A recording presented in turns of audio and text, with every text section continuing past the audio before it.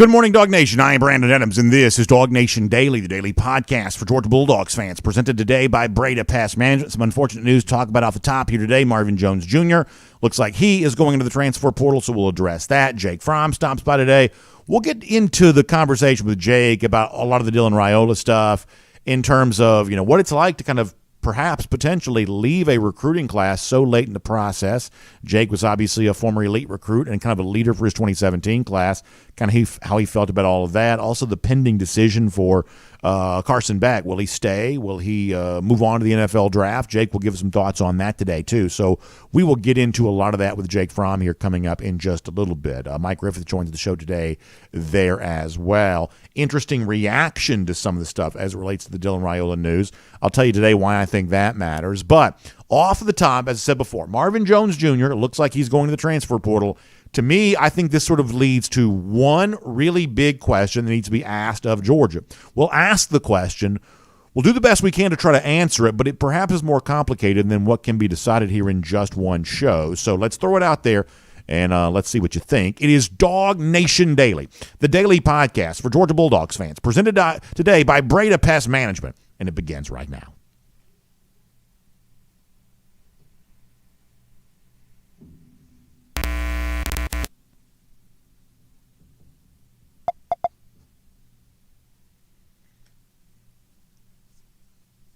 Today's episode of DawgNation Daily is brought to you by Breda Pest Management, the official pest control of UGA Athletics. Presented by DawgNation.com, this is DawgNation Daily, the daily podcast for Georgia Bulldogs fans. Here's your host, Brandon Adams. Over the course of years, the list of things that I've gotten wrong is probably a very long one. I'm certainly quite aware of that. We try not to take ourselves too seriously to assume that we know everything, that we get everything right. But a few days ago, I said something here on this show that has turned out to be very, very true, which is in the immediate aftermath of losing to Alabama, I said, as bad as this is, the other bad part about this, those of us who are Georgia fans who are kind of here no matter what, we got to brace for what's going to be a pretty unpleasant news cycle. There are going to be perhaps some opt-outs coming at some point in time for the Orange Bowl. We haven't really gotten there yet, but that may come. There's going to be clearly some transfer portal names, and some of these are going to be names that you kind of expect and you don't think too much about. But there's also probably, if history is a guide, going to be a few names that go in that you really don't want to hear that kind of make you ask some questions about, okay, what exactly is going on? And we knew that was coming. This is, as the smart people like to say online, as expected. But nonetheless, it is kind of an unavoidable part of the current landscape we live in when it comes to college football, that you're going to lose some guys to transfer portal, and some of these guys are going to be guys that you really don't want to lose, that you would like to think you had big plans for and a big opportunity awaited these kinds of players there in your program. For Georgia, relatively late last night, I think this thing came down about 10 p.m. or so. It seems like a lot of these portal entries have kind of come kind of late at night a little bit, especially for those of us who like to go to sleep. But nonetheless, it does come out last night that Marvin Jones Jr., the former five-star edge rusher, according to some reporting here, I guess, from 24/7 Sports, he's going to go into the transfer portal. In fact, let me show you this on the screen, coming via Matt Zenitz, saying that Marvin Jones Jr., the Georgia edge rusher, entered the transfer portal. Chris Hummer also reporting that there as well for 24/7 Sports. So that's the deal. Jones Jr., the former edge, now on his way to the transfer portal. There's obviously a pretty aggressively moving rumor mill here that maybe he'll go back and be at the same school that his father was once at Florida State. And obviously in the case of Jones Jr., you see a guy who never quite lived up to that potential that you would have for him as a five-star edge rusher at Georgia. In a couple of years here, didn't have a ton of sacks.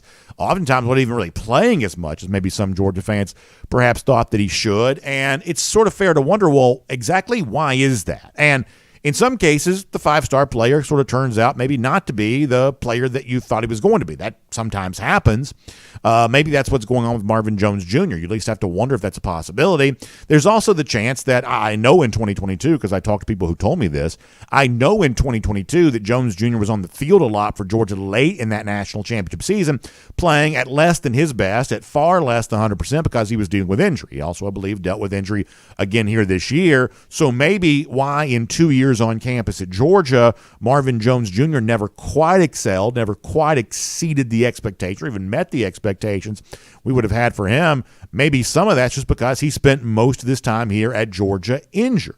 But the other thing that sort of hangs over your, I guess, conversation on the Jones Jr. stuff here is that if he does indeed go to Florida State, it's hard not to be reminded of the fact that a couple of years ago, Jermaine Johnson, who himself had been a former elite recruit, in Johnson's case, that was a very highly valued junior college prospect, but another former elite recruit who came here to Georgia, was a contributor for the Georgia defense, and then went on to Florida State, and he led the ACC, I guess, in sacks that year, became a first-round pick. I think he's doing very, very well in the NFL too, that he left Georgia and went on to have great statistical success at another place, in this case Florida State, which is perhaps also where Marvin Jones Jr.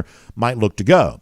Now, Johnson leaving and going to have great success wasn't a problem for Georgia, because in 2021, Georgia literally may have fielded the greatest defense of all time. So missing out on the presence of a future first-round pick like Jermaine Johnson didn't hurt Georgia at all.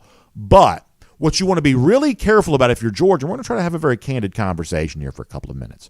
What you want to be really careful about if you're Georgia is you don't want this to be one of those things where the elite five-star edge rusher says, if I go to Georgia, I'm not going to be able to put up the kind of stats I can put up somewhere else, because who wouldn't want to be, if they had the opportunity to be, who wouldn't want to be in kind of a starring role if they had that potential to be able to do that?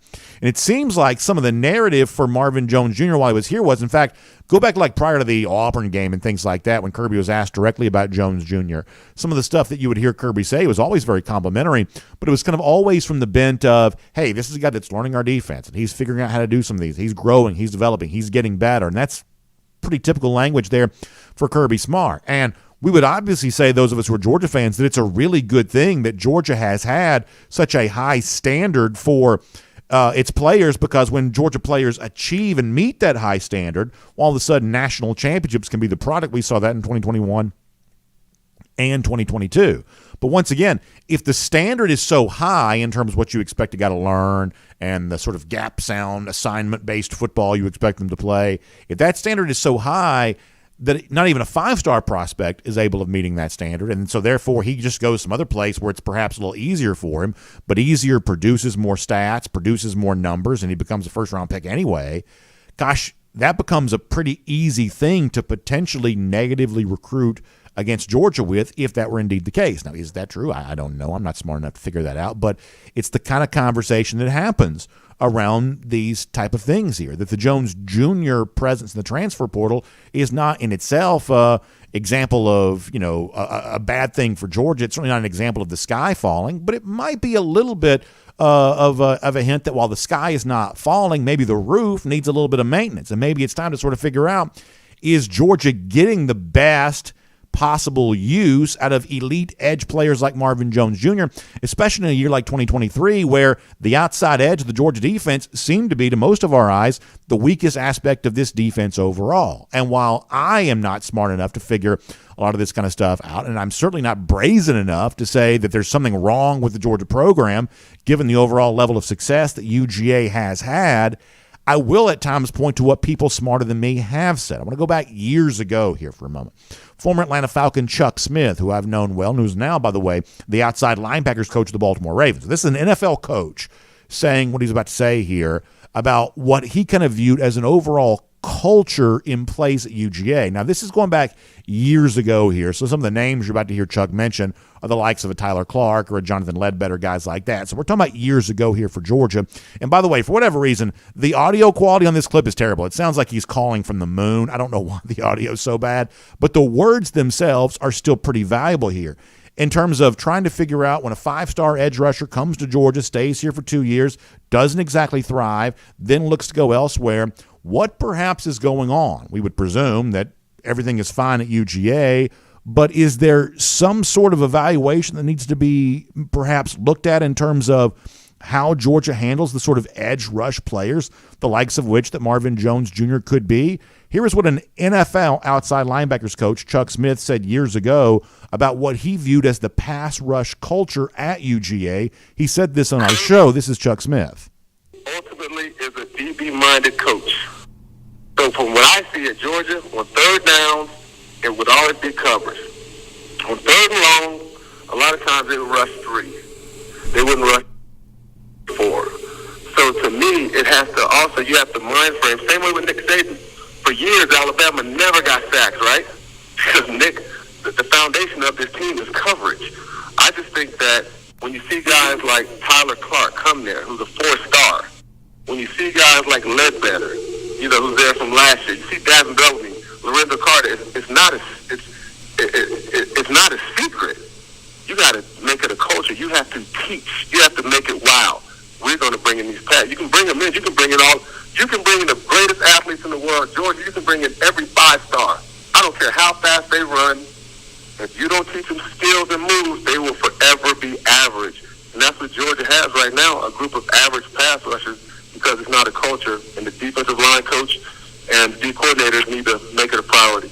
Those are harsh words from Chuck Smith, if you couldn't make them out, and perhaps they're too harsh. I understand that. But is it perhaps true that when Chuck Smith looked at Georgia years ago and said, hey, this is a bunch of, as he calls them, average pass rushers, in 2023, is it fair to say that Georgia was sort of back to being average or below average from a pass rush standpoint? In 2021, that wasn't the case. Georgia had darn near 50 sacks that year, maybe the greatest defense we've ever seen, and the pass rush numbers matched the defense with that kind of accolades. They did not rush the passer quite as successfully in 2022, but in the biggest games that Georgia played, they always seem to be just fine when it comes to getting after the quarterback.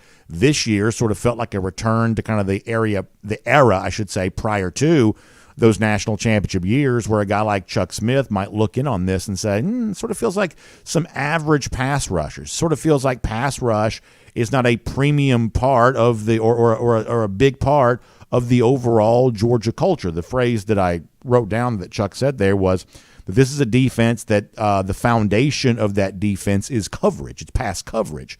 The former defensive back, Kirby Smart, former defensive back coordinator Will Muschamp, valuing coverage so much that perhaps you don't quite see the elite edge rush, the former 5-star, get a chance to shine in pass rush. I don't know if that's true. I'm not smart enough to diagnose that, but Chuck Smith certainly knows this. He coaches that position in the NFL. That's what he said years ago. Now, there are a lot of you that would listen to Chuck Smith say that. You would very rightly say, listen, I don't care what Chuck Smith says. This is a Georgia team that's thriving at a level that almost no program has. They have won, at least up until now, the last 2 national championships. That's a streak that's going to end this year. But this is still a program that's great. This is a program that's got nothing to worry about, and Marvin Jones Jr. going to the transfer portal isn't reason to worry either. I would say that you're probably right about that. I would say this is not the kind of thing to certainly panic about. It's not the kind of thing to kind of get, overworked up about.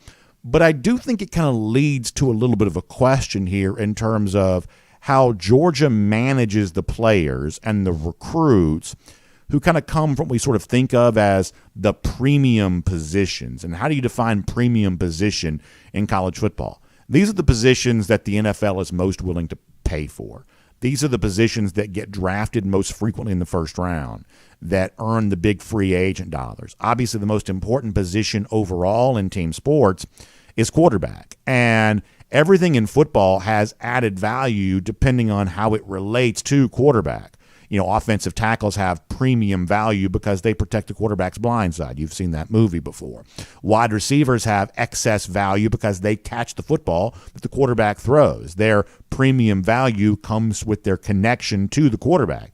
Defensively, it's the edge rusher, whether you call it a defensive end or an outside linebacker, who impacts the quarterback the most. Therefore, he has outsized value. NFL teams are all the time drafting these edge rushers in the first round, and they're paying them big money in free agency because they get after quarterbacks. Same thing for the cornerbacks there as well. They step in front of the passes the quarterbacks try to throw. That connection to quarterback makes that a premium position. And when you look at who gets drafted in the first round, who earns the big-time free agent bucks, that's it. It's quarterback, it's offensive tackle, it's wide receiver, it's edge rusher, it's cornerback. Those are the most valuable positions in football here right now. And when you look at Georgia, and this is not a criticism of what I'm about to say. It's really not, because there's very little at Georgia to criticize. It's just a point to pay attention to.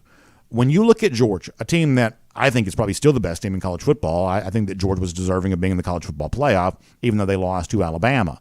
in the SEC championship. But when you look at the way this current Georgia team was constructed, what you see is, and it's interesting, the very best players in this Georgia team right now at the national award level, at the first-round pick level, at the All-American, All-SEC level, it just so happens that right now these are not the premium position players. Let me show you this. Georgia football the other day kind of celebrating some of its All-American players as recognized by CBS Sports and 24/7 Sports. Now, there'll be a lot of NFL, I should say, college football All-American lists that come out. This is fairly reflective of what you're going to see.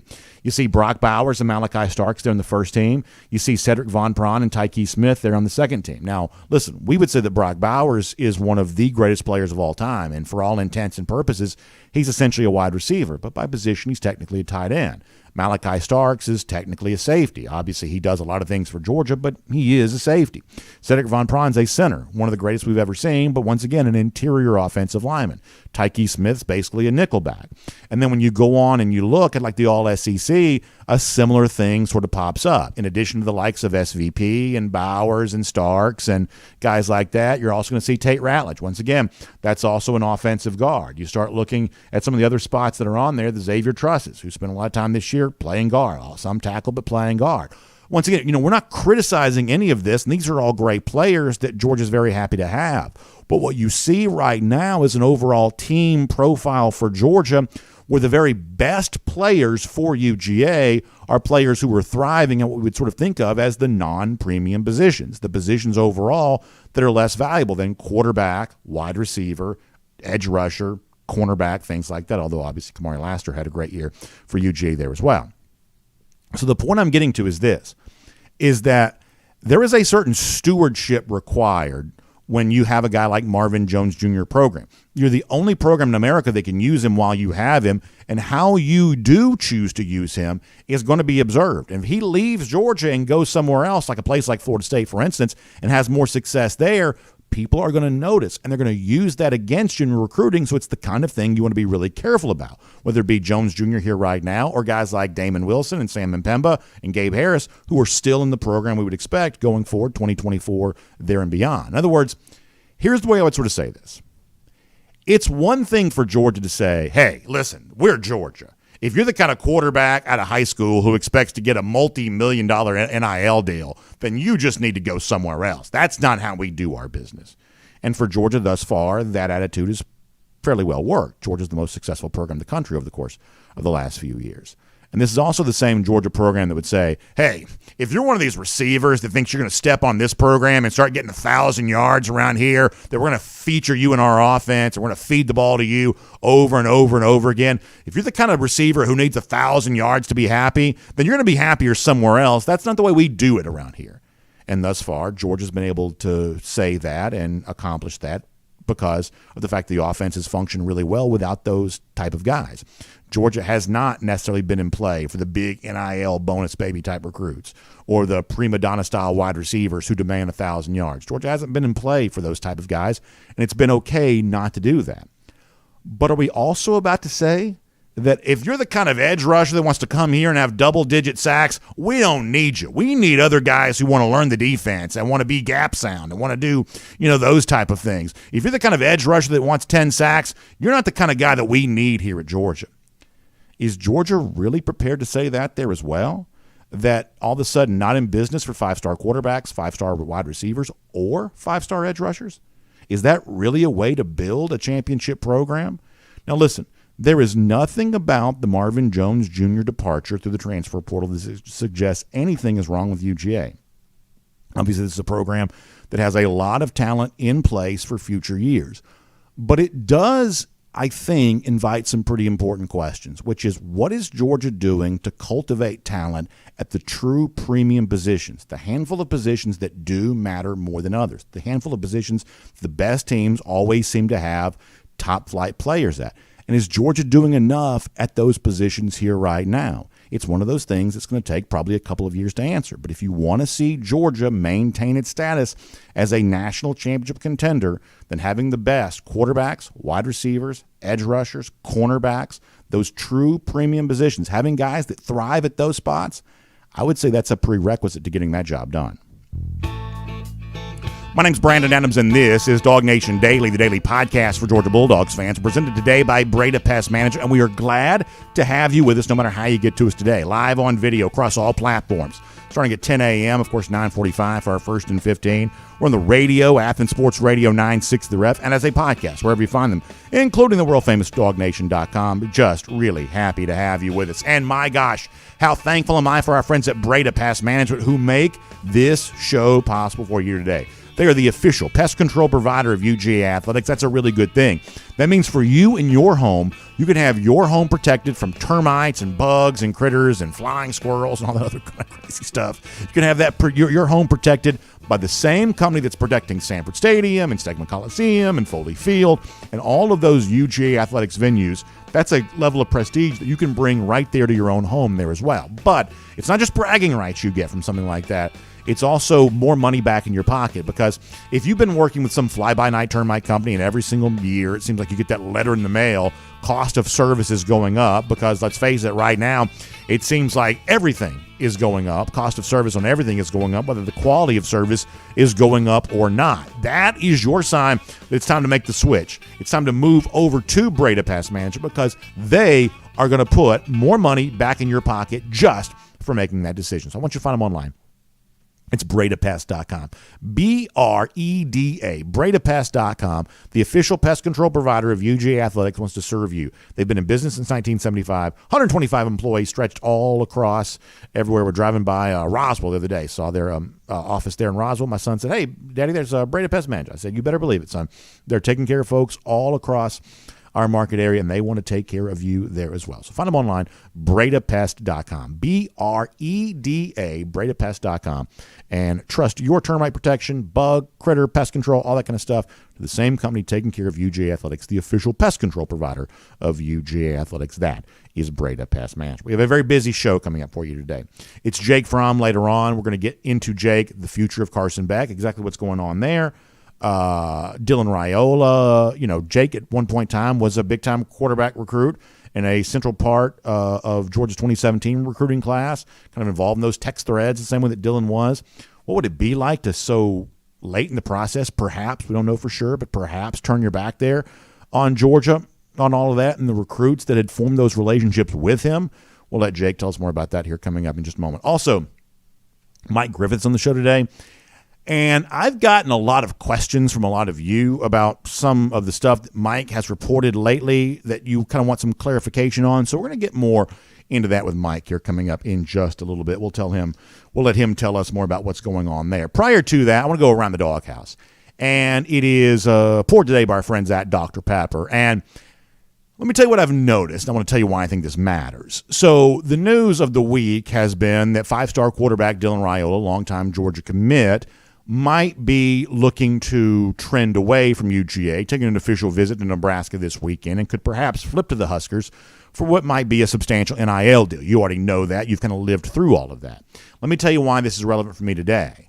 Have you noticed, for those of you that pay attention to like national media and things like that, have you noticed that there seems to be a lot of open cheerleading for this? There seem to be a lot of people in the media sphere who are very, very happy about all of this, and I can't help but notice this. I'm going to try to explain why I think this is worth your attention there as well. Let me give you a couple of examples here of a couple of headlines in terms of the reaction to some of the stuff you're seeing from Dyan Raiola.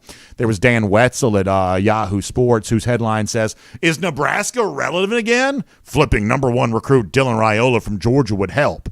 And he, in his article, in his column, went on to talk about why it would, perhaps be, a positive thing for a kind of once, kind of thought to be dead program like Nebraska to be resurrected by the presence of Raiola. Zach Barnett from Football Scoop, a website that I typically like, went even further than that. Listen to their headline. "Dyan Raiola flipping from Georgia to Nebraska would be a great thing for college football." The subhead says, "A late flip by the number one high school quarterback in the country would make Nebraska much better and Georgia slightly worse. Both of those things would be good," or as it says, both would be good things. So isn't this interesting? And I don't mean this from the standpoint of, we get our feelings hurt about stuff like this. I just mean from the standpoint that we're kind of noticing this. Just notice this, that the presence of Raiola perhaps flipping to Nebraska is generating some open cheerleading on the part of otherwise supposedly objective journalists. And what they assume is they're cheerleading for this because it is perhaps in their mind a good thing, that they think we need more balance in college football. There's been too many redneck Southerners who've enjoyed too much success over the course of the last however many years.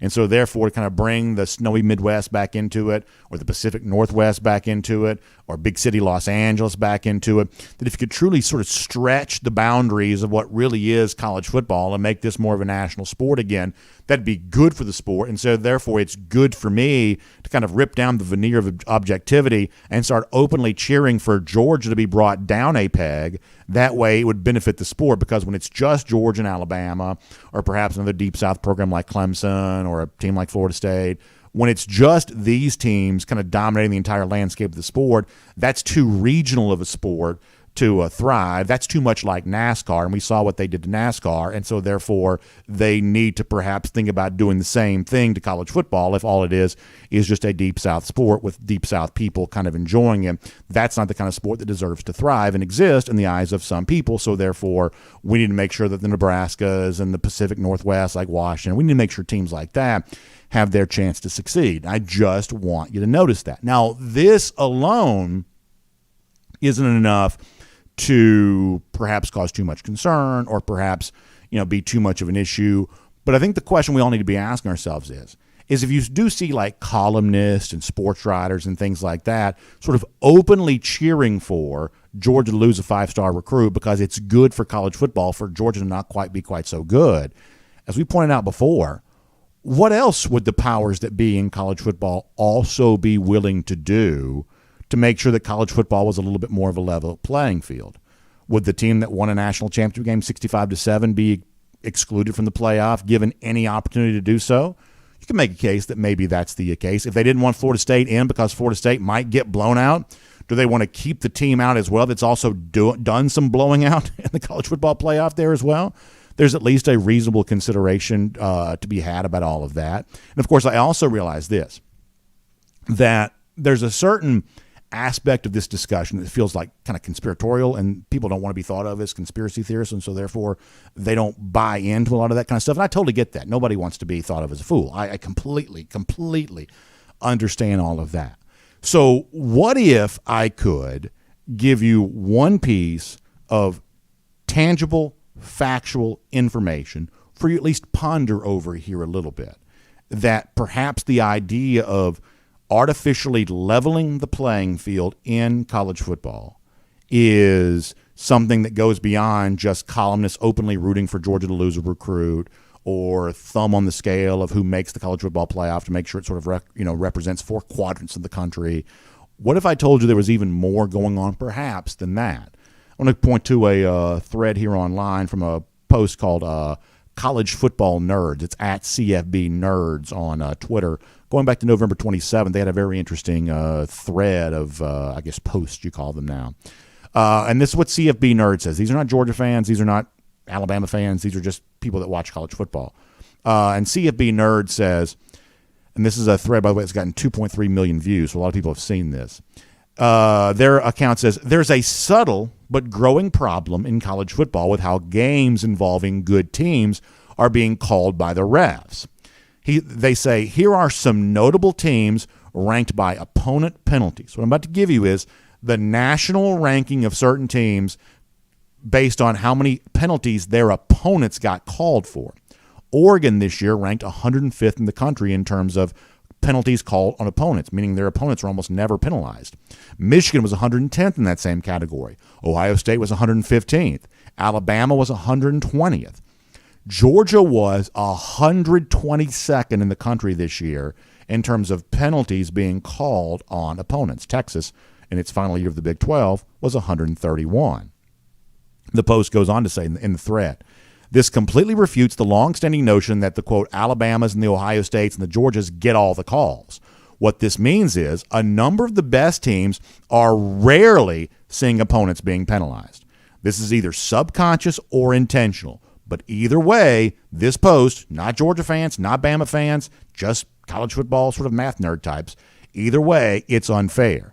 The Post goes on to say, letting both teams play and not calling subjective penalties notably holding or pass interference gives a tremendous advantage to lesser teams. And what CFB Nerd says is that's perhaps what we see going on with Georgia among the sort of seeing its opponents among the least penalized teams in the entire country when they're playing Georgia, Alabama, Ohio State, teams like that in the same category. So just watch this. Not only do perhaps some columnists think it's a good thing when Georgia gets taken down a peg, perhaps even the officials do as well, if you pay attention to what CFB Nerds is saying right here. And as we move into a 12-team playoff era, when the people that run college football, that get rich off college football, need this sport apparently to be as national as possible, just pay very close attention to what they're willing to do to make this sport more national and make sure teams like Georgia don't do all the winning. Watch it closely and let's see how it goes. We'll obviously do that. And that is Around the Doghouse. It's poured today by our friends at Dr. Pepper. And, of course, Dr. Pepper is the one fans deserve. Whether we're happy, sad, anything else in between, Dr. Pepper always goes with our college football conversation around here. And as you're moving towards the holiday time, Christmas parties, things like that, we think Dr. Pepper is a great thing for you there on that, too. So when you're shopping at your local Kroger, wherever else you're going, make sure you enjoy some one-of-a-kind, rich, flavorful Dr. Pepper. Strawberries and cream, Dr. Pepper Zero Sugar, Diet Dr. Pepper. You want the regular Dr. Pepper there as well. I told you the other day I had some great, we had a little birthday party with my son. Had a little regular Dr. Pepper there on that. A lot of fun. Either way. When you're doing your shopping here this holiday season, pick up some Dr. Pepper. Make it a big part of all your holiday plans, just the same way it has been a big part of your college football plans all season long. All right, it's Jake Fromm coming up. A lot to get into with Jake. I'm also late getting to Mike Griffith here, so let me apologize to him and dive right into that here right now. It is a Georgia Farm Bureau Insider Update. We'll welcome in Mike Griffith here to DawgNation Daily here right now. From Athens and across the SEC or wherever the recruiting trail may lead, here's a DawgNation.com insider. We will say hello to Mike Griffith here, Georgia Farm Bureau Insider Update. Glad to have Mike as a part of our program here today. I got a lot of questions lately about some of the things that Mike has reported, so we'll get some information on that here before we're done here coming up in a couple of minutes. Prior to that, Mike, sort of had my say on the Marvin Jones Jr. thing off the top of the show.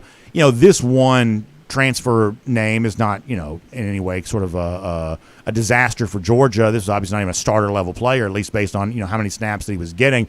But it is a former 5-star edge rusher. These are the kinds of players you typically need to have in order to compete at the highest level. And you do want to be careful about a guy like this coming in for a couple of years, not exactly thriving and perhaps going somewhere else, whether it was injury aided or not. All of those things are, I think, worth kind of paying attention to there on that. So what is your immediate reaction to seeing Jones Jr., perhaps I would say the biggest name from Georgia thus far going into the transfer portal?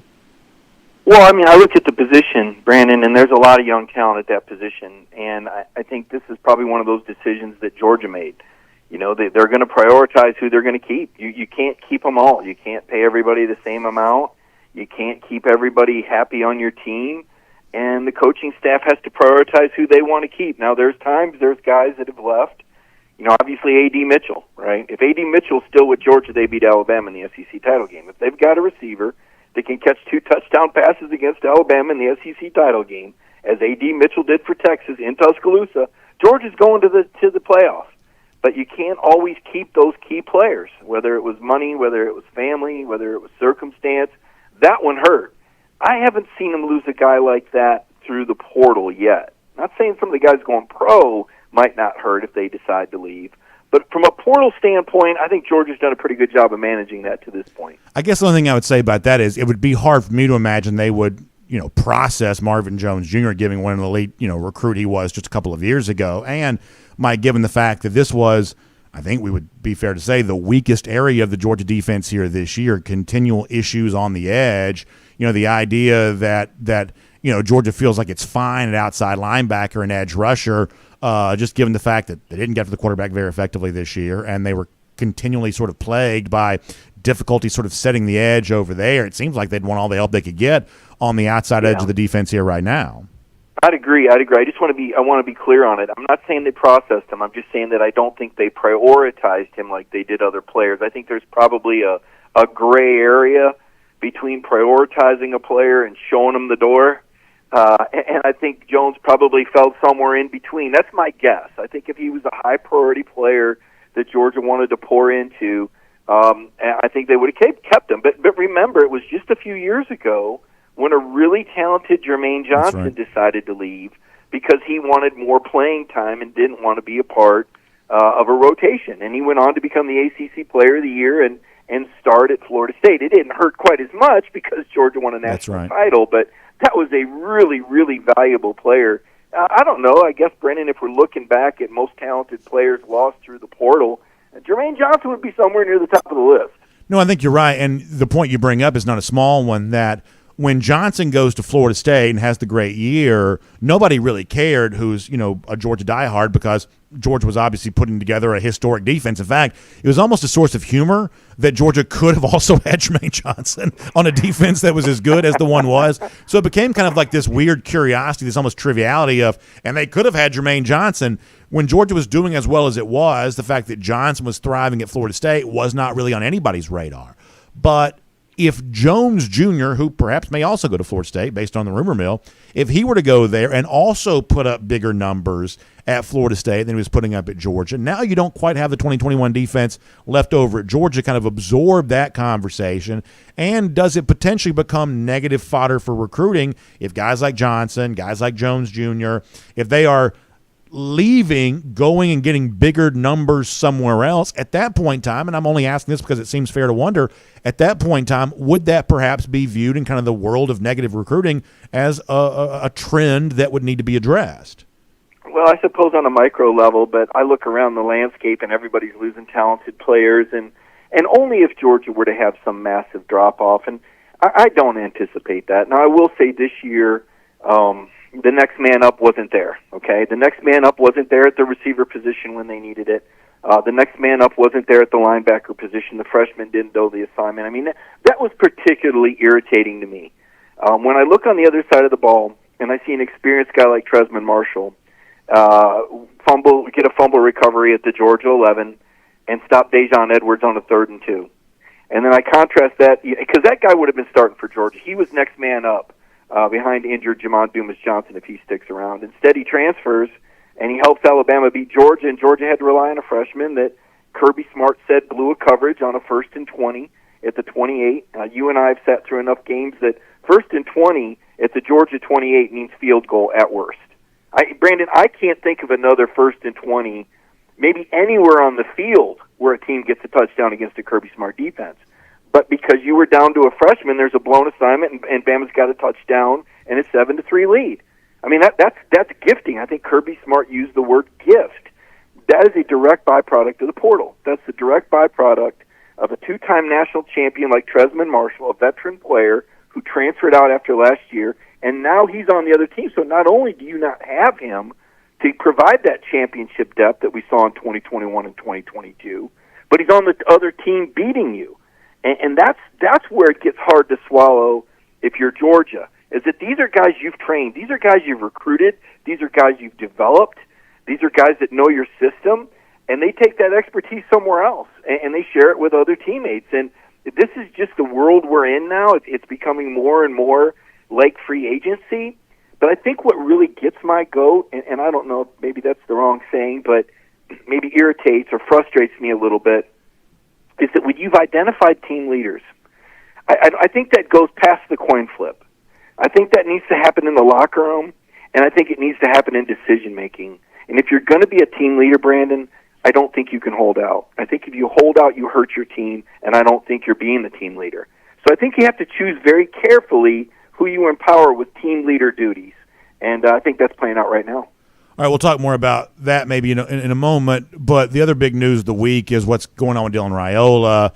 The fact that you got 24/7 Sports, Steve Wilfong, basically openly predicting that he's going to flip to Nebraska. It's kind of been widely reported that he will take an official visit there this weekend. Something that's very unorthodox, just given the fact that he should be on campus getting ready to begin Georgia practices, but instead he's visiting Nebraska. It seems pretty likely here that Raiola is probably going to flip from Georgia to Nebraska. Not a done deal, not a given, but it certainly seems like that's the direction the train is moving here right now. What do you make of the Raiola news as it has played out thus far this week? Yeah, what a train ride it's been, Brandon. And listen, I thought it was uncharacteristic for a guy to move to Buford for his senior year without telling the school first that he was going to be there. But look, it is what it is. It's a super talented quarterback. It's from a Nebraska family. Nebraska's trying to do something special here, and they need a lot of help. They need a lot more help than Dyan Raiola and the Ohio State quarterback can bring them. I mean, Matt Rhule's got some heavy lifting to do, and that was really a once proud program. And you know, Nebraska needed the transfer portal because Lord knows they don't develop any talent in state, and what tradition they've had, people got to go back to their grandfathers to remember it. So, but listen, if he's got a guaranteed there, he's got an uncle on the staff there that got a major raise. You saw the same report I did. Yeah. He's got an uncle on staff that miraculously gets a giant raise. And if he's got a guaranteed spot versus coming to Georgia, we got to compete. I mean, look, we just saw a 5-star guy, and that's probably, to me, the most damaging guy that left was Brock Vandergrift, just because of the character, the true leadership, the true student athlete. That's the one that hurts the most, because that's not a guy that's holding out. That's a guy that's saying, let's get ready and go into the next season. You saw that. Vandergrift said, you know what? I'm not playing this game. I want to play football. Let's go. Kentucky, I'm here. Let's go. You know, no holdout, no who's going to pay me the most, none of that kind of stuff. Can't decide none of that. If this is what Raiola wants to do, then it's a good thing that it's happening now. Better than if he gets on the team and runs into this bulldog Ryan Puglisi, who does not give a dang who the other guy is, and loses the deal. Well, then you've wasted reps, you've wasted time. If he doesn't want that competition, if he's going to be, I would just, was it a good thing that Justin Fields ever came to Georgia? I don't know the answer to that question. Yeah, you sure did want him, but when he leaves after 1 year, did that turn out to be a positive or negative? I don't really know. But the fact that this kid can sort it out in advance and realize that maybe he's not cut out for Kirby's the plan is there is no plan. Maybe he's not cut out for a place where you've got to fight every day for your job. Not everybody signs up for that. And I know every fan thinks that it's just not true. There's different levels, and having served in the military, I saw this. There's different levels of commitment to excellence. And it's like that with different football programs. And if you're going to be a Georgia Bulldog, man, it is not an easy road. Yeah, there's greatness and cheers and glory, but the day-to-day life is not for everyone. And if Raiola recognizes that and wants to go where his father made a big name as an All-American, I still remember. I had the deciding vote on the Outland Trophy in, 2000? I voted for John Henderson over him, over his dad, the center at Nebraska. Maybe, blame me. I don't know. You got to blame somebody. I'm just joking. I just don't think that Raiola is the kind of guy, that we should, judge too early, make too much out of. But his track record certainly indicates that he doesn't stay in one place too long. All right, it's our Georgia Farm Bureau Insider Update with Mike Griffith here on DawgNation Daily. And, of course, when you think about folks living here in the state of Georgia, one thing you understand is we're all kind of in the same boat, right? We're trying to get to work every day. That means we're depending on our vehicle to get there, which means we want really effective auto insurance coverage to help us with that vehicle. Or we're living in our home. We're raising our kids there. We're making our memories there. It's also perhaps the source of our greatest financial investment there, too, which means we need terrific home insurance coverage to make sure that all that stays safe and secure. These are the things the Georgia Farm Bureau understands because they're living right here in the state of Georgia just like you every single day. Claims adjusters, the agents, friendly folks who understand what it means to kind of do life here in the state of Georgia. So when you have insurance needs, auto, life, home, our friends at Georgia Farm Bureau want to talk to you about the variety of options they have for you in all those categories. So please find them online. It's GFB Insurance. The GFB, of course, stands for Georgia Farm Bureau. GFB Insurance online, gfbinsurance.com. There on that, and find out why Georgia Farm Bureau is always the home team. All right, Mike, so I want to finish with this. I've got a lot of questions about some of the stuff that you've reported as of late, including, I guess, a statement from your show there on Monday. Am I understanding correctly that you're reporting that Carson Beck is asking for $4 million from Georgia, and if he doesn't get $4 million, he's not coming back? That's what some people seem to think that you have said based on going back to Monday night's show. So could you offer some clarification on that? Is Beck asking for such a large sum of money? I believe you used the word, hold out during this interview? Is it your reporting that Beck is holding out for $4 million, and if he doesn't get it, he's not coming? You're putting a lot of words in my mouth. Let's slow down here. Let's just. Well, no, these are the questions. These are the questions that are being asked to me. So I want to make sure I give you a chance to clarify and all that. Yeah, I get that. No, I've not said anything about Carson Beck giving George an ultimatum and saying if he doesn't get this money. I've never reported that. That's never been said anywhere. Who were you referencing a minute ago when you said the holdout? Who were you? Well, I just think players in general that don't declare their intentions. You're either in the bucket or you're out of the bucket, right? I think Malachi Stark said on a podcast this week. I mean, you're either in or you're out, and there's a lot of in between right now. So, do you think Beck is holding out? I think all the players that haven't declared their intentions for next season are, in a sense, holding out on what their intentions are. The staff can't move forward until they are aware of what their intentions are. It'd almost be like if I said, Brandon, are you going to do any DawgNation programming in January? And he said, geez, Mike, I don't know. I'd say, oh, my gosh, what's Brandon doing? I don't know whether he's going to be doing programming or not. I'd wonder, my goodness, how could we not know? So in that sense, I think this is what college football's become. I think it's become a year-to-year negotiation for players and coaches. Now that they can transfer anywhere, there's an unlimited salary cap, and it's unrestricted free agency. They can go to any other program. They can get paid any amount, and it's on an annual basis. So if a coach in a program doesn't know the intention of the player, I don't know what other phrase we could use. As for Beck in the reports, not just me, there's multiple reports. Carson Beck, in his camp, he does have a camp. There are people in Jacksonville that are associated with Carson Beck that have said that he wants, he's asking, the camp is for his value. And his NFL value at that. Is it $4 million? Is he asking for $4 million? Is he asking for $4 million? It's upwards of $4 million. His NFL value is estimated at upwards of $4 million based on projections. If he gets drafted between late first round or as the seventh player, just for an example, Stetson Bennett last year had a contract worth $4 million when he signed as the seventh quarterback selected in the NFL draft in the fourth round. Now, currently, Mel Kiper Jr. has Carson ranked as the seventh quarterback. Now, between you and I, and anybody listening, I think Carson Beck would go higher than the fourth round. I think Carson Beck would probably go no lower than the second round. If you're looking at guaranteed money for the fourth quarterback taken, which is Will Levis, Levis had a contract worth $8 million, and that was the report that came from a Jacksonville writer. So, what I was told was over $4 million. What I've seen reported is Will Levis money, because that is supposedly the comparison for Carson Beck. Now, does it come down to money? I don't know that it comes down to money. Anybody can ask whatever they want. There's a big difference between an ask and an ultimatum, to be clear. And I've never said there was an ultimatum because I don't believe there is one. I'm being told that Carson genuinely is trying to make a decision on what he wants to do.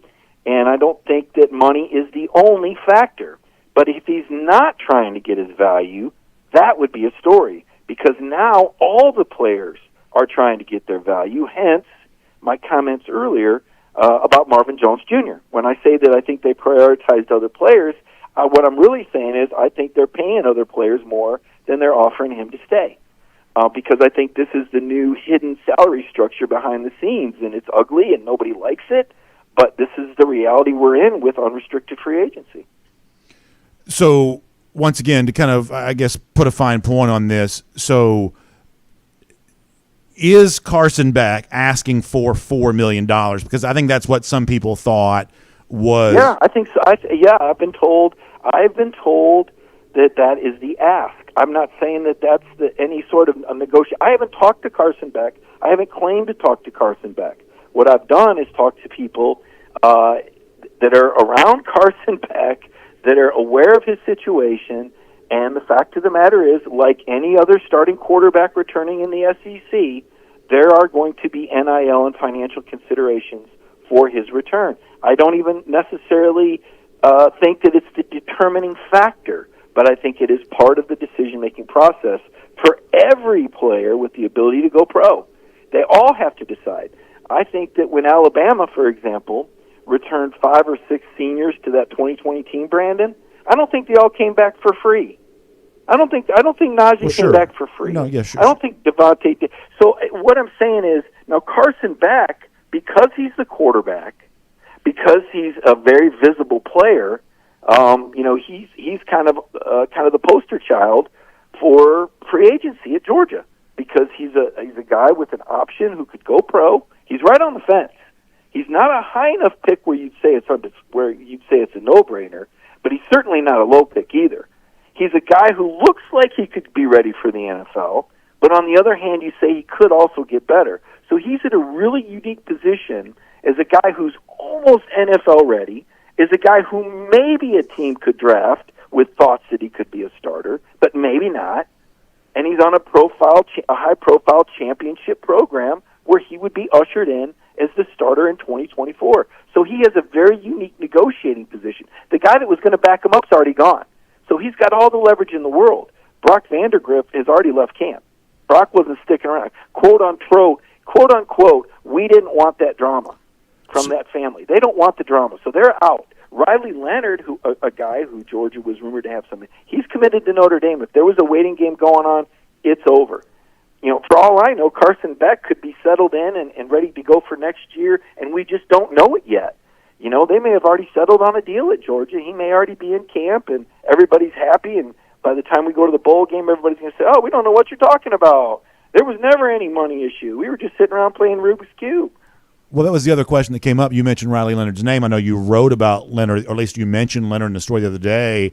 Most of the conventional mainstream reporting had Leonard only connected to Notre Dame. In fact, there was a report, I believe, from 24/7 Sports that Leonard had a no-contact tag in the transfer portal. Essentially, in most cases, that's a designation that he's already sort of figured out where he's going, even prior to going to the transfer portal, whether that's, allowed or not. I guess that was what, the conventional wisdom was there. Is it your reporting that Georgia was interested in Riley Leonard? Had interest in Riley Leonard, that there was mutual interest to some degree.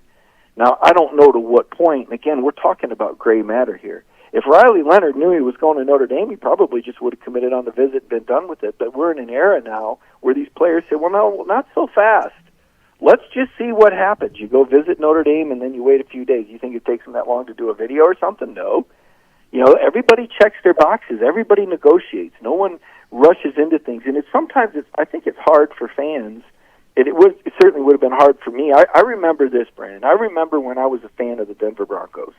This is going back into the 1980s, and I was just getting started in my career as a journalist, and I went and covered a Denver Broncos Hall of Fame game, and I was talking to John Elway about Bobby Humphrey holding out, and I just, for the life of me, couldn't understand why Bobby Humphrey was holding out and why he wasn't in camp for this team that I really liked. Like, well, why wouldn't you play? Why wouldn't you? And Elway was saying, well, if he doesn't come, we'll find somebody else. And I was thinking, boy, that's a cavalier. I really didn't understand the game.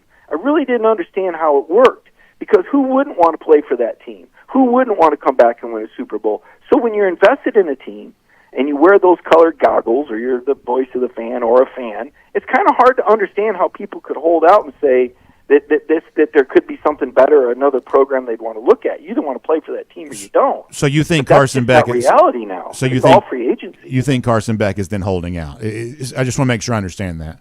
Because this is the question that I've been getting. So it is your reporting that Beck is holding out right now?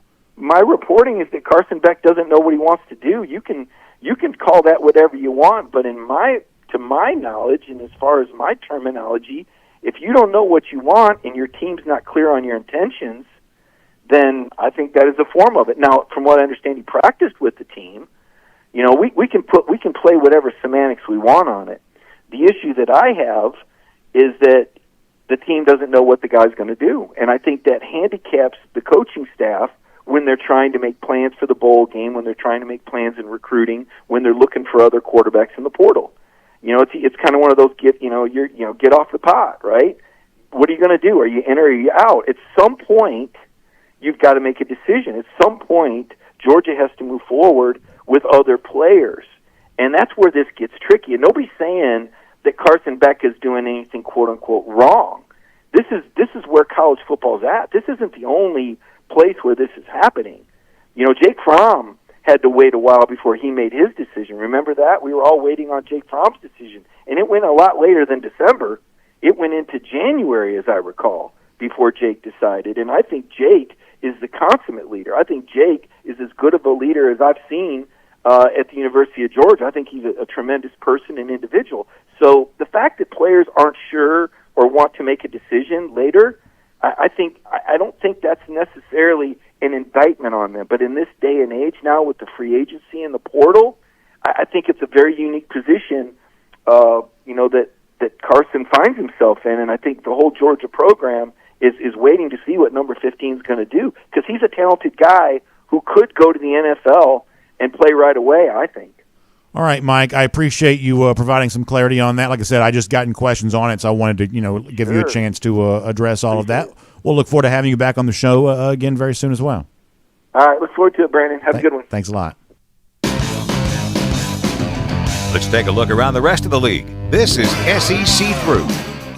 So I'll let people kind of figure all of that out. I don't know that I would use holdout the way that Mike did there, just to be completely honest with you, but obviously I'm going to let Mike's reporting on that sort of stand on its own. And obviously, speaking of this topic of, what's going on with Beck and what's going on with Dyan Raiola and all of that, we're going to have Jake Fromm here coming up on some of that in just a minute there as well. Prior to that, by the way, we're running very late, so let's pick up the pace here a little bit. Cruise around the SEC, courtesy of Royal Caribbean. And, of course, DawgNation Cruise coming up in April 2024 on Allure of the Seas, a chance to go to Nassau in the Bahamas and Perfect Day Coco Cay and all the fun associated with all of that. We want you to be there as well. In fact, you can find more information online. Great website put together by a terrific travel agent, royaldogs.com. That's royaldogs.com. That's the website on all of that. Jessica Slater put it together.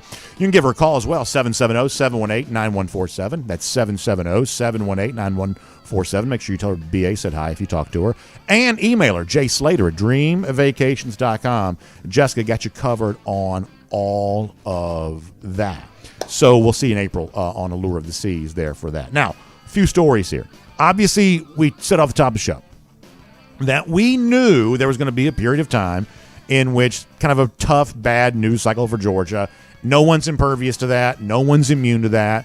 And as a Georgia fan, you just kind of work your way through all of that, and then you're sort of better on the other side. In fact, you start to see a couple of, rumblings about where specifically it might get better pretty soon. We had kind of a funny golden shoe making fun of Florida and their loss to Trevor Etienne yesterday, and there's some online reporting from On3 right now where more of these predictions are coming in about the idea that Etienne truly is going to land at Georgia.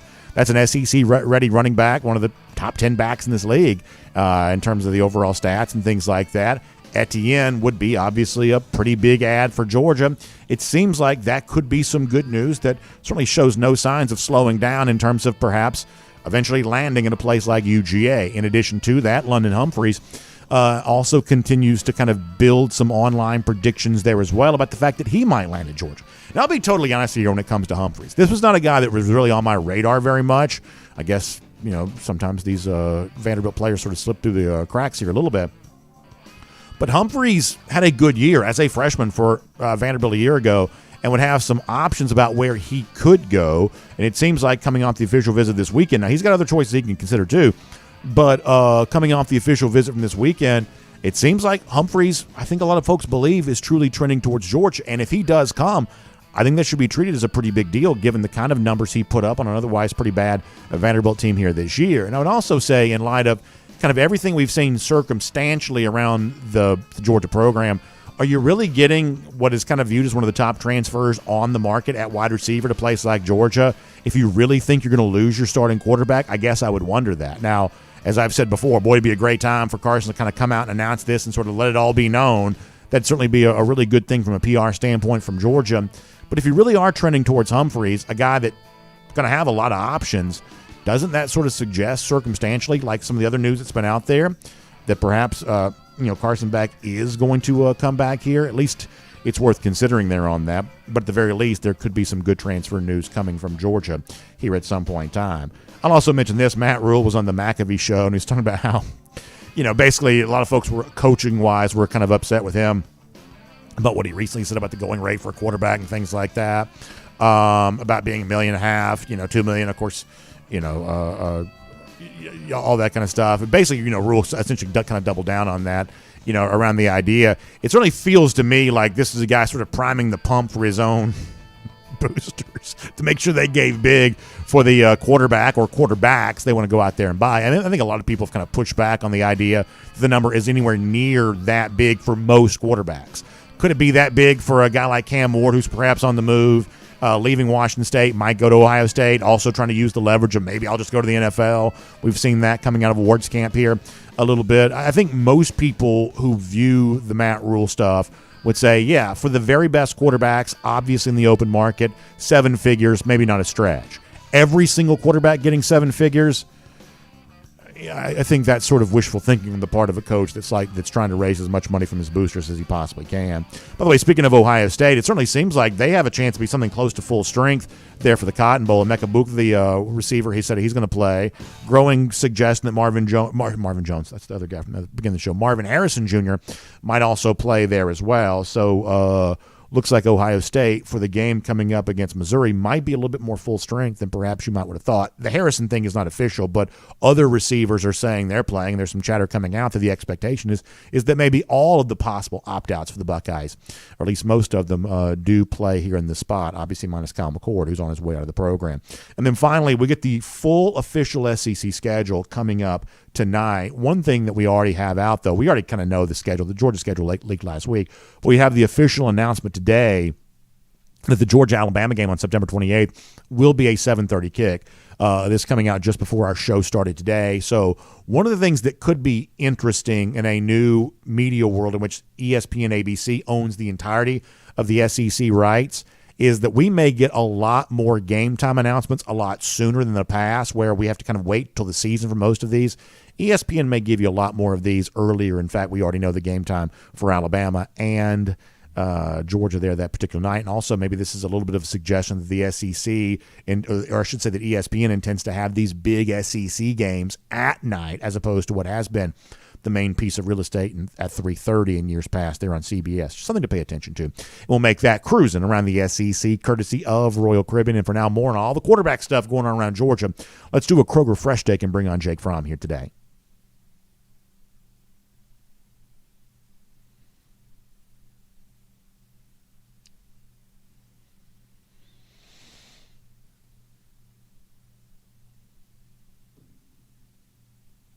Quarterback Jake Fromm to the program. Jake, we appreciate your time. Obviously, the quarterback position is in the news for Georgia, maybe not the way that Georgia fans would like for it to be. I don't know how aware you are of this. I know you're busy with your own football career, but reports, rumors here to begin the week that Dyan Raiola, longtime Georgia commit, might be considering a flip to Nebraska. He's definitely taking an official visit to Nebraska this upcoming weekend, that final weekend prior to the early signing period, which starts next week. It's obviously a lot for Georgia fans to process. So, Jake, I guess I'll ask you, as someone who kind of played prior to this NIL sort of transfer portal age in which we live in which seems like crazy stuff can happen on a whim, how do you make sense of something like this that has seemingly been kind of a done deal for Georgia such a long time, kind of perhaps potentially fizzling out here at the end? Well, how would you even begin to process something like that?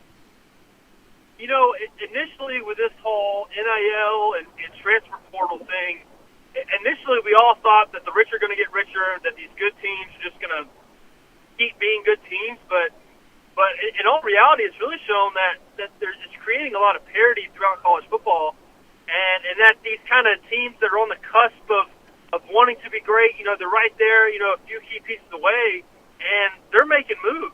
Nebraska, a historically good program, trying to come back and get on the scene, and they're really making a big-time move and a big play for a really highly talented and ranked quarterback prospect in high school. So,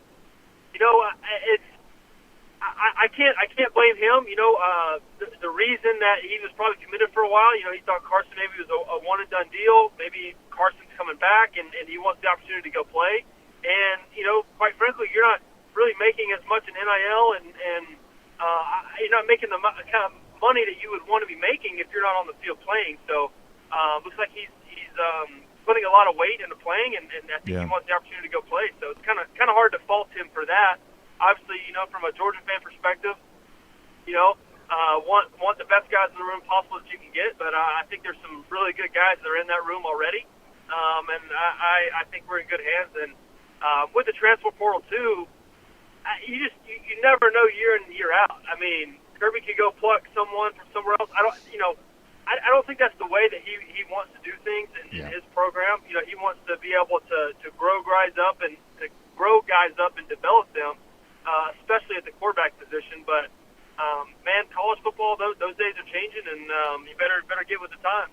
Along those lines, you mentioned something. I think a lot of us have a hard time understanding what's actually real about stuff like this, where if you're a quarterback, let's say you're Dyan Raiola considering come to Georgia, or any quarterback in a similar situation like that, like how much of a conversation goes on about what kind of situation am I going to find myself in if I go to this school? In other words, at one point in time, you and your family, I'm sure, were sitting down with all of the schools you were considering going to, and how much of a promise, do these coaches make about who they'll bring in and what your chance for playing time is, and how much of that is, hey, we're just going to throw you out there and we'll just sort of see how it goes? In other words, how much of a right for, I guess, some sort of expectation do quarterbacks have the option to ask for, and how much will a coach allow for what the competitive scenario is going to look like with all the other quarterbacks on campus, whether it be a returning starter or other recruits or whatever else?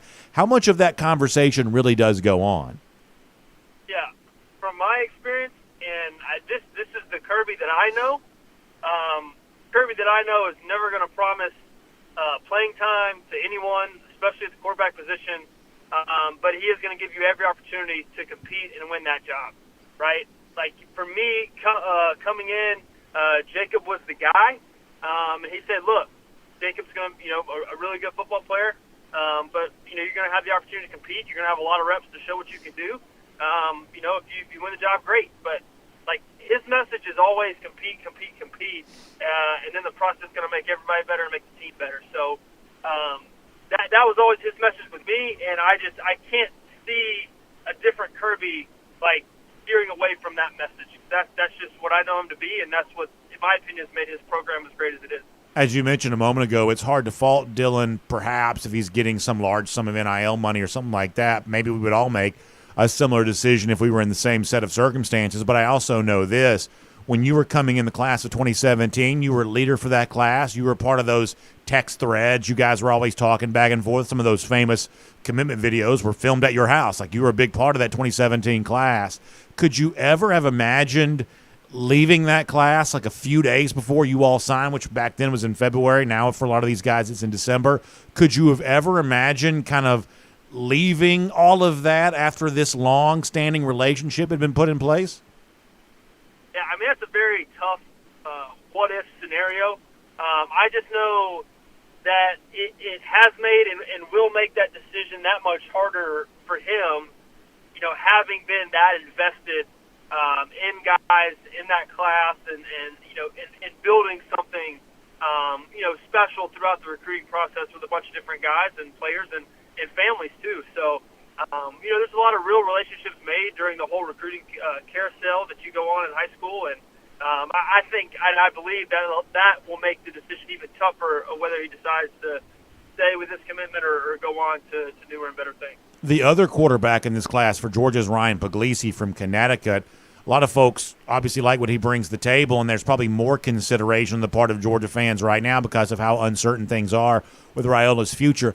Have you gotten to see much of Ryan Puglisi, whether it be video or anything like that? As I said before, I know how busy you are with your own football career here, but any insight on Puglisi, the other quarterback commit to UGA? Because there are a lot of people that also like what he brings to the table. Yeah, I wish say that I have and been more up to date on it. And honestly, the only reason I was really got to watch more of Dyan's stuff was because he played at Buford, yeah. And I'm seeing all kind of Georgia high school football highlights all the time on my Twitter feed. So, I wish I was more up to date on watching more of him. I don't know. Seems like a very good kid and a good character kid. So, I don't know. I wish I could speak more on it. But, it always helps to have two really good quarterback commits in a class because you never know what's going to happen. want to ask you more about Carson Beck's future in a moment. Let me remind folks prior to that, this is our Kroger Fresh Take with Jake Fromm here today on DawgNation Daily. And, of course, as you're moving towards the holiday season, you want time to enjoy your family and friends. You want money to buy the things that make this time of year so much fun. And that's what the brand-new membership option from Kroger called Kroger Boost will give you a chance to experience more on both of those accounts, because when you're out there shopping for the things you're already buying at Kroger, you'll get twice the fuel points when you buy those things as a Kroger Boost member. You can also get free grocery delivery there as well. So for all the great features and benefits that come your way because of a Kroger Boost membership, make sure you check them out online, Kroger.com/boost for more on that. That's Kroger.com/boost for more on that. And Jake, to kind of finish with up on this conversation, obviously all of the uncertainty around Raiola puts a larger spotlight on the future of Carson Beck. Georgia fans have been hopeful that he would perhaps return for the 2024 season even prior to all of this, and now it seems way more important to get kind of Beck back in the fold. You know, I know we talked a little bit about this last week, but from your perspective, what's the thought process right now for Carson Beck, and what do you think it's like to be him right now, sifting through the idea of you could be a pretty good draft pick in 2024. You might be a very good first-round pick perhaps in 2025. You could come back and maybe finish off some business you didn't quite finish here in the 2023 season. With the Orange Bowl looming, and we would presume an announcement coming from Carson in some form or fashion in the very near future, what do you think is going through his mind right now?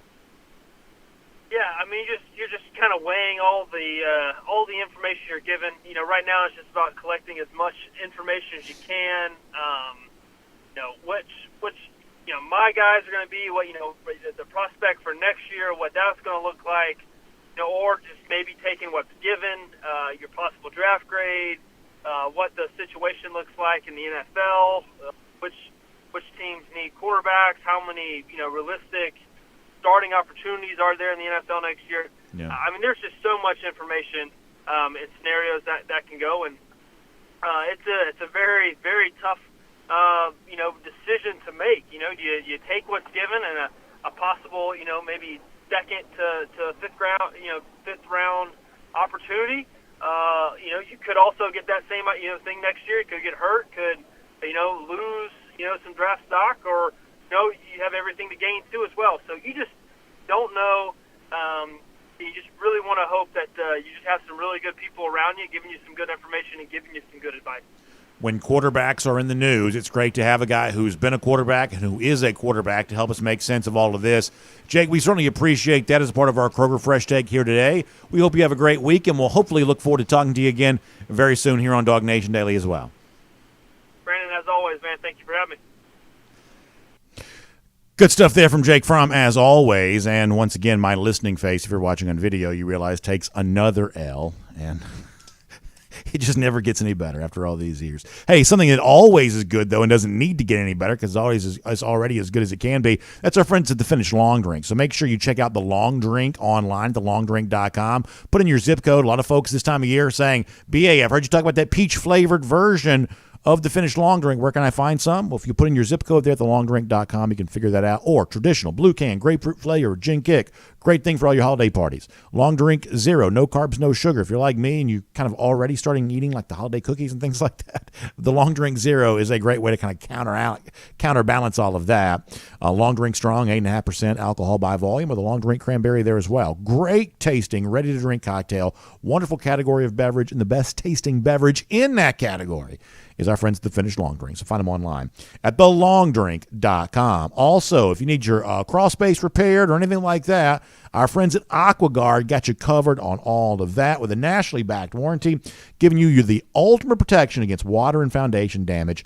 That's what a groundworks company like AquaGuard is all about. Now, we know how you're in Georgia, talk about the soft ground, things like that. You're kind of ripe for these sorts of issues, and that's why you want to know everything about AquaGuard to give your crawl space the attention, the maintenance that it deserves, making sure you take really good care of all of that. The trusted experts from AquaGuard are going to come out, assess the situation, and they're going to kind of diagnose the problem, tell you all about it, and then install the solution that protects your home and keeps everything kind of underneath the floor there exactly the way that it's supposed to be. So check out them online, aquaguard.net, for more on that. That's aquaguard.net. All right, and today's marathon broadcast comes to an end. And it comes to an end in style with our golden shoe. A lot of folks kind of wondering, future of some of these Georgia recruits. Well, Jaden Riddell's mom, Chris Riddell, who's always been very outspoken on social media, and we love that about her, shouting out Ryan Puglisi, who kind of officially graduated from, is it Avon Old Farms? Boy, that sounds like a lot fancier high school than I went to. Avon Old Farms up there in Connecticut. Puglisi graduates on his way down to Georgia. In fact, you see his family kind of flanked around him wearing the Georgia gear. And Chris Riddell, Jaden Riddell, the outstanding tight end's mom, saying, I said it once, I'll say it again. That class of 24 is going to rock. Hashtag Go Dogs. Good stuff from Chrissa there on that. We will give her a golden shoe, and all Dog Nation a golden shoe for the enthusiasm that exists for that 2024 class. Well-timed post by Miss Riddell there. Lousy stinking Gators. I don't know what their future looks like. I know their past is pretty bleak. 1,131 days since they've beaten Georgia. That's your Gator Hater Updater. We'll see you tomorrow at DawgNation Daily, presented by Breda Pest Management. And on video, time now for the R.S. Andrews Cool Down. R.S. Andrews, the one you turn to for your air conditioning, heating, plumbing, and electric needs. They show up on time. They do the work that's promised. The price is promised. You can trust them on all of that. All right. Let's get some comments here. We're going to roll through these, and then we'll let you get on with your Wednesday. DT checks in to say that Jake said what I said yesterday, that the investment by Dyan and the Raiola family into UGA in this incoming class is so substantial that to flip so late would be surprising. It would, I get what you're saying. I mean, first of all, they bought a home, and I guess, of course, you can sell one, although if you follow real estate, the market they bought into is not exactly one they're selling out of. But that's probably a little bit of a different story for a different day, maybe a different show altogether. But the point is that, you are late in the process here, right? You were late in the process. And so it's like one of those things of, let's say I interview for a job, and I come back for a second interview. And let's say I come back for a third interview. And now we're talking about, salary and compensation and things like that. I can still change my mind and decide not to come. But there is a certain point when you're pretty late in the process where it gets a little bit weird. When you've kind of already picked out where your desk's going to be, when you've kind of already kind of figured out, when announcements have sort of been made, there is a point where even if you were within your right to go and do something different, there is a sort of lateness of the process to do that where it gets a little bit weird whether you're within your rights or not. So that's the issue here with Raiola. It is understandable if anything close to what Matt Rhule said is true. Well, it's understandable why you would want to jump in and take that money. But just because it's understandable does not necessarily mean it's honorable. And, I am not as hard on Dyan for all the different high schools that he went to. I'm really not. As someone who kind of understands the landscape around high schools, sometimes you just need to change the scenery for a lot of different reasons. And so I'm pretty tolerant of that. There's a lot of transferring around Georgia, obviously, from year to year. And for the most part, I don't make too big of a deal about it. I guess I would prefer it perhaps not go on quite as much. You'd love the idea that Georgia high school football is the guys that live in one district playing the guys that live in another district. That's obviously, for the most part, not exactly what it is as much anymore. But if my son was an elite athlete, he's a good little athlete, but he's not an elite athlete like the likes of which we talk about on this show. If he was in that category, I'd probably want him to have the best possible experience that he could get. But I also recognize this. There's a certain addictive quality to trying to manage and massage the outcomes of something that almost never end up being exactly what you want it to be. Outcomes cannot be controlled. You can be LeBron James, and you've heard me say this before. You can handpick your teammates, you can handpick your city, you can handpick a lot of that kind of stuff, but the world has a way of operating on its own terms, and while you can influence outcomes, you can't outright pick. You can't outright control them, for sure. Let's see what else. Brooksy says with NIL, UGA hasn't had to deal with, quote, holdouts pre-bowl season the last 2 years. The Dogs have played until the end.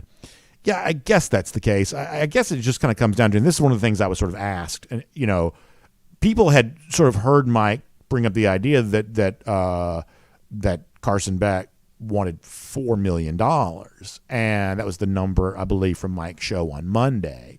And I don't know. I mean, I don't pretend to be a reporter, right? I talk to reporters, and I give them a chance to sort of talk about their reporting. I don't know that in the entire history of DawgNation Daily I've ever reported anything. I don't think so anyway. And so when that reporting is out there, because, I mean, my gosh, Matt Rule got a lot of headlines for like $1.5, $2 million. And all of a sudden now we're hearing that according to Mike, that Carson Beck's not coming back unless he gets $4 million.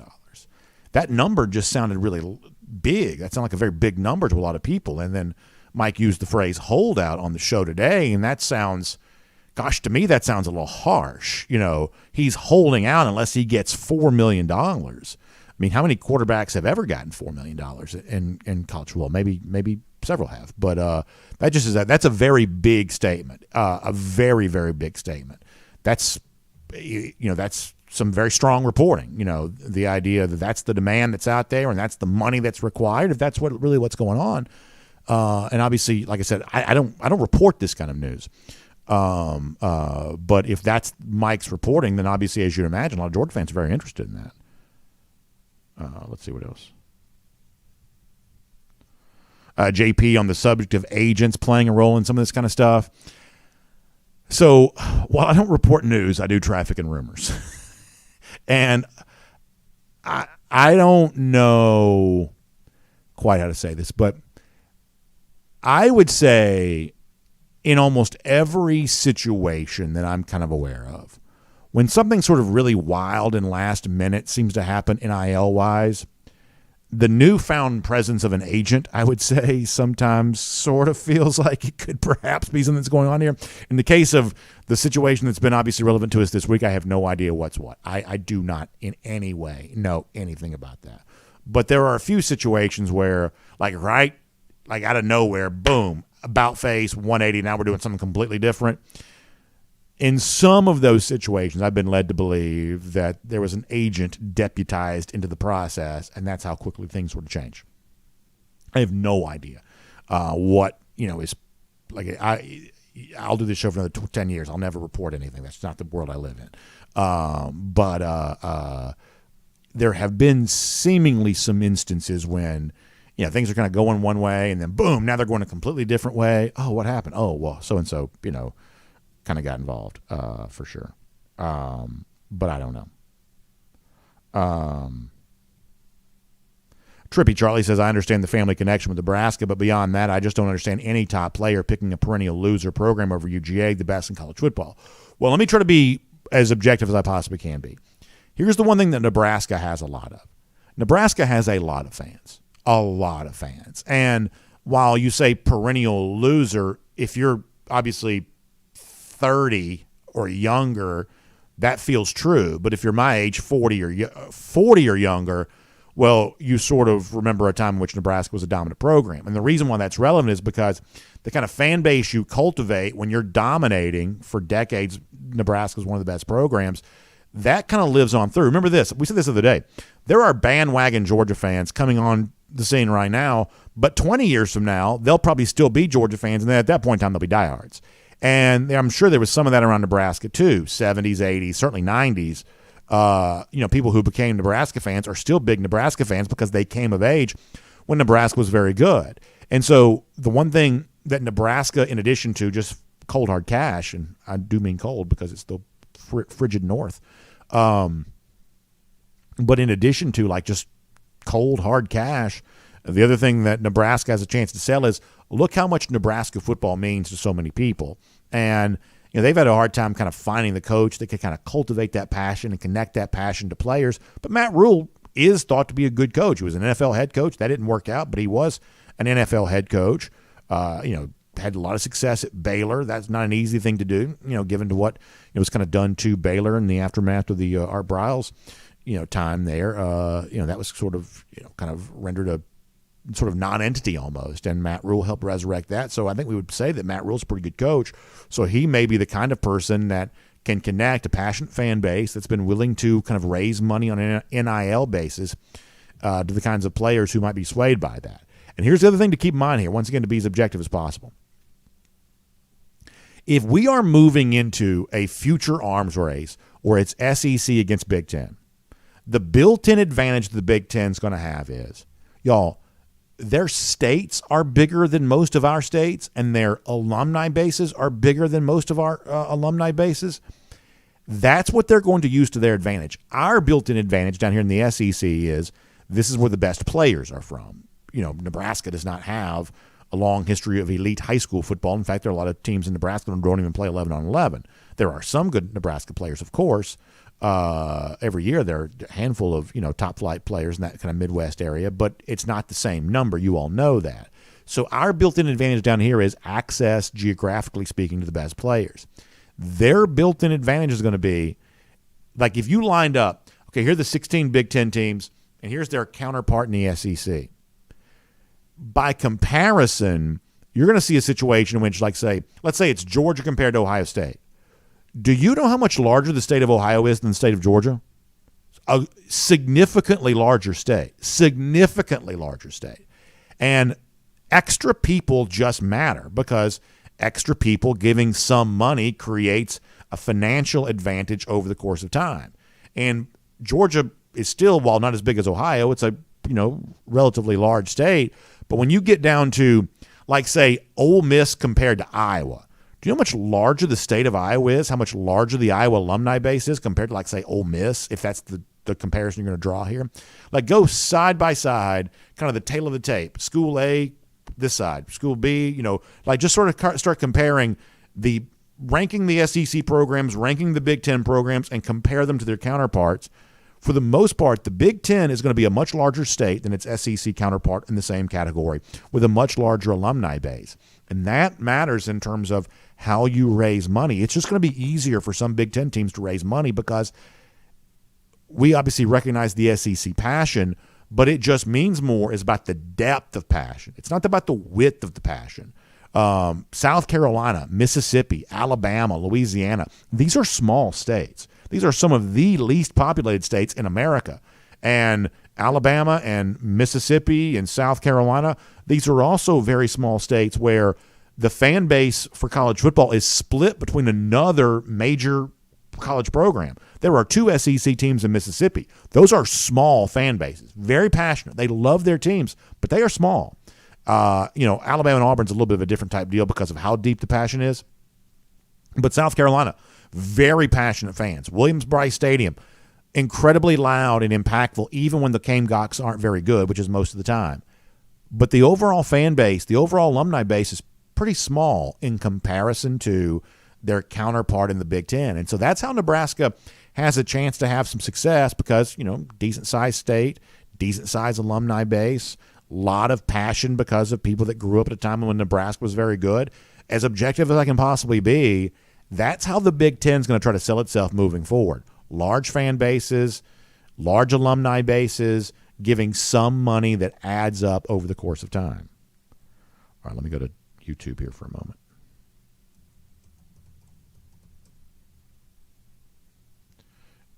On YouTube,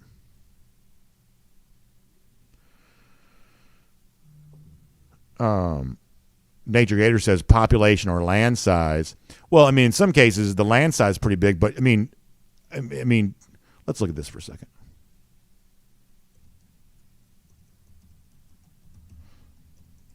Most of the Big Ten states are still way more populous than most of the hold on one second, y'all. Yeah, like Ohio's got 11 million. That's more than Georgia with 10 million. Pennsylvania's got 12 million. Illinois is a Big Ten state. That's got 12 million. I'm not going to be able to find this.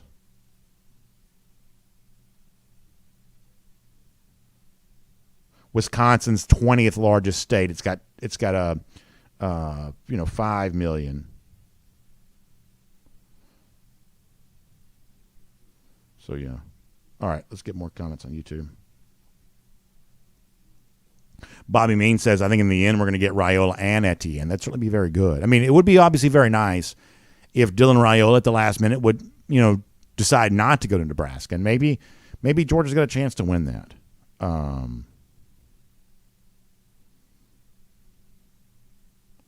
Let's see what else.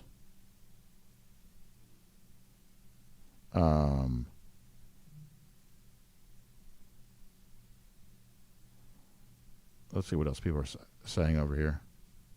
on the YouTube side. Caleb Meyer says Ohio is bigger than Georgia. It is. This is what people don't realize is that, Georgia's a huge state, like 10 million people, but Ohio's got more people than that.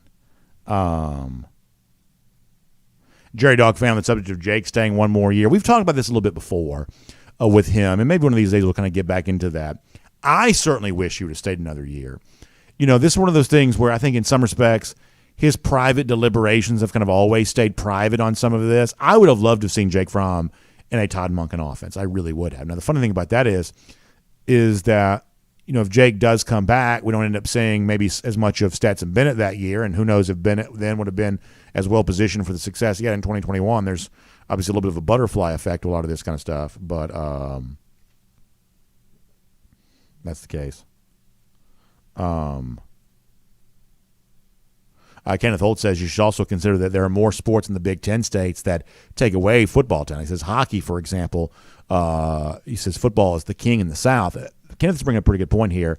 Whether it be playing other sports or just not playing football, not only are the best players down south, but if you look at Big Ten states, Minnesota, for instance, the population numbers of high school football participation in Minnesota has plummeted. A lot of these Big Ten states, Ohio not so much, obviously, but a lot of these Big Ten states, their high school participation rates are plummeting. That there's been, kind of a little bit of I don't want to say a war on football, but, there's definitely been an attempt to kind of, I don't know, you can call it whatever you want to. Whatever it is, it's resulting in fewer people playing football, especially in states like that. All right, let's see what else. Chuck, is it Rowdian or Roushin? Is that how he says that? He says Raiola and Bolden probably both go to Georgia. Listen, if KJ Bolden comes to Georgia at the last minute, you better believe we'll do this show standing on top of this desk. I'll be like McAfee or something like that if that be the case. Let's see what else. I can honestly not tell what they're arguing about on YouTube, but it seems like they're having a pretty good time doing it, so I'm going to let them do it for a second. I'm going to go over to Facebook, and then we'll take another trip around the comment section after that. Let us see what else. On Facebook, Jacob O'Neill says, how about them Pierce County Bears? You love to see that. 2A state champs. Chase Smith also mentioning the Humphreys and the Etienne announcement perhaps coming together. Yeah, we mentioned both those guys a little earlier. That'd be certainly very good news for Georgia. Let's see what else.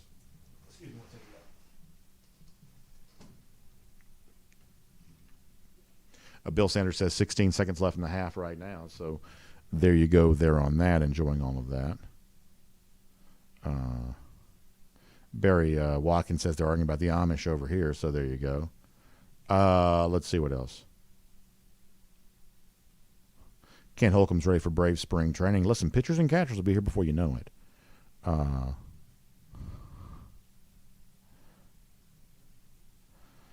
William Camacho says between the transfer portal and the NIL in college football, it's really gotten out of hand. And to go back to something we talked about a little earlier in the show, so let's say that it really was out of hand or chaotic or something like that. Let's say that was the case.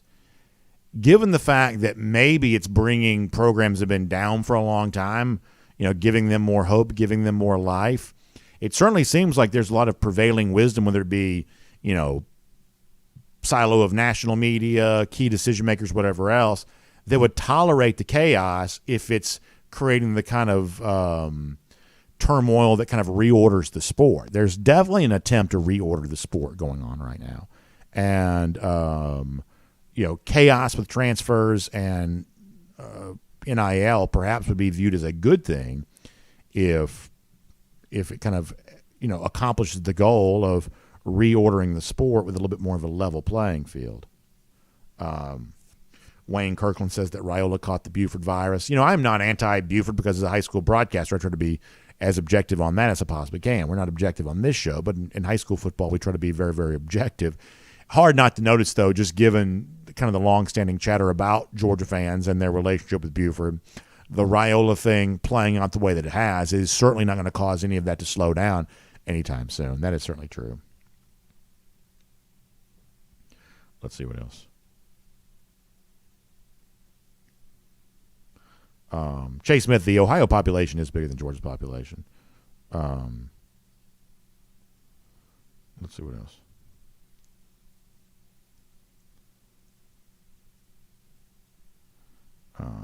Let's see what else. And for what it's worth, while Ohio is a little bit bigger than Georgia, its total alumni base is much larger. Much larger. That's something else that's important to keep in mind. Let's see what else. One more trip around all the comment sections.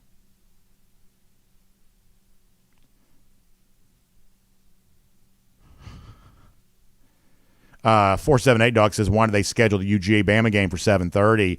So I think this is what you're going to see more of. We kind of briefly alluded to this a little earlier, is that in general, we're not super thrilled about the transition from the CBS era to the ESPN era, exclusively broadcasting all the SEC games. But one of the areas in which that might actually benefit some Georgia fans is you may see a lot more primetime games coming up in the future for the very biggest SEC games. When you ask the question of, well, how come Georgia doesn't have more, night games? Well, part of that has been because when you're the best team playing in the biggest games, historically that's been at 3:30, for the SEC. The presence of Georgia Alabama at 7:30, while you don't love the idea of playing in their stadium at night, it does perhaps suggest that in the future the biggest SEC games might take place at night. So something to kind of keep in mind there, which is that for those who want more of the primetime night games, not everybody does, but a lot of Georgia fans do. For people who want that, maybe the transition to an SEC on ESPN, ABC world will give you more of that, and it certainly will probably give you more early announcements because all of a sudden now you don't have to wait for CBS to have its draft pick and things like that. ESPN can just put them wherever it wants to, which might lead to some earlier game time announcements than we've had for most of the last few years. Typically speaking, we usually get a handful of Georgia announcements sometime in the summer, and then it's like within the season for the rest of those games. There may be more of those game times that are set prior to this here. Jerry Dog Fan says, I've seen some comments in here, maybe NIL earnings should be somewhat performance-based. The problem is that your true value, if we really want to be just like gut-level honest here, that your true value as a college football player is not in how well you play, it's how much mobility you're perceived to have.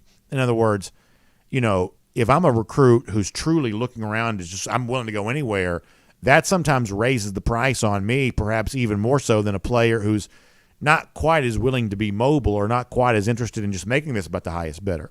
Transfer portal stuff, so it's kind of the same way.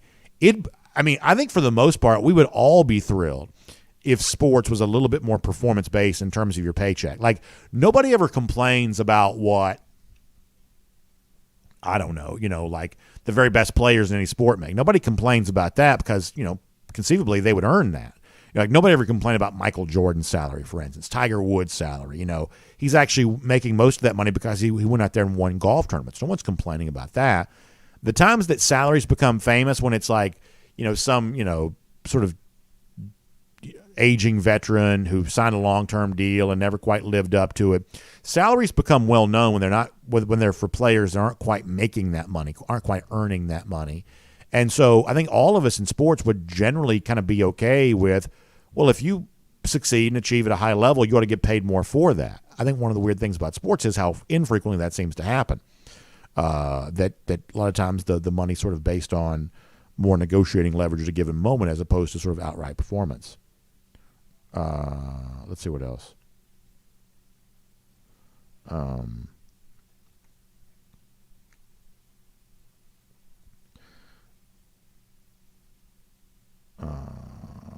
Let's see what else. Anything else?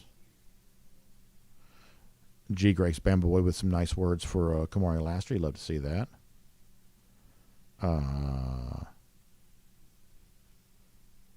Jacob O'Neill ready to see some names landing at Georgia. All right, we got to get ready to go here in a minute.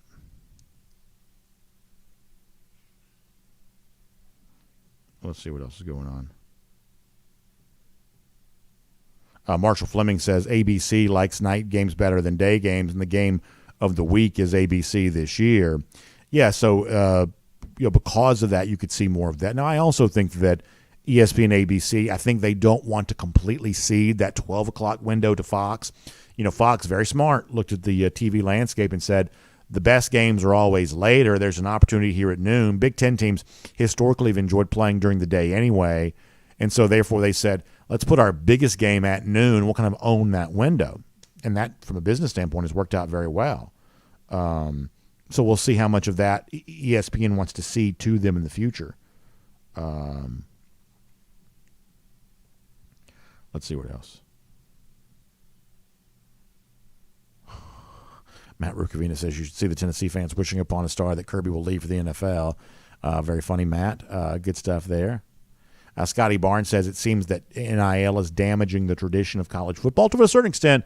Obviously, some of the traditions that we've loved have kind of gone by the wayside. But as I mentioned yesterday in one of the radio interviews that I was doing, that college football is also incredibly resilient as well, because while some of the traditions are going away, I think the new version of what the sport is, and how do you manage your roster, how do you get elite players, how do you do all of that, I think that is also really entertaining too, that somehow, some way, no matter what college football becomes, it still seems to be something that I really enjoy. I hope that's always the case.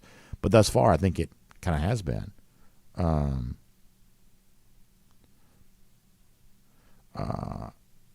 Let me get this from Julie Fletcher Gable says, in terms of comparing SEC and Big Ten fan bases, being married to a guy from Ohio, they definitely seem to have a greater proportion of fans who just live in the state rather than being alums of the school. Husband has many friends, diehard Ohio State fans that perhaps weren't graduates. That's pretty interesting. Thank you for sharing that. I really appreciate that. Maybe that is the case. A lot of folks out there kind of like that. Alan Verbanchik says he needs more coffee. Alan, hope you get some of that. Marshall Fleming says he thinks the ESPN will play less SEC games at noon. Perhaps they will. Bill Sanders says that Coffee Creekside could be the best game of the day. It certainly could be. Creekside obviously been kind of knocking on that door for a while. Coffee been very, very good here this year. Obviously, dominant here during the postseason run there as well. Hair Gel predicting Jeremiah Smith to flip to Georgia, which is very interesting. All right, anything else? We're going to go for now. Hey, y'all have a great day. We'll be back tomorrow. Check out RS Andrews online, rsandrews.com, for your air conditioning, heating, plumbing, electric needs. They show up on time. They do the work that's promised. The price is promised. You can trust them on all of that, including getting your heating system ready to go for that cold winter that's still on its way. It's kind of here now, cold at night for sure, really kind of cold in the day right now too. So get some new life out of that old heating system. RS Andrews can show you how, and it may only cost you $99. So find out more online at rsandrews.com. Y'all have a great day. We'll see you back here tomorrow for DawgNation Daily, presented by Breda Pest Management. We'll look forward to talking to you then.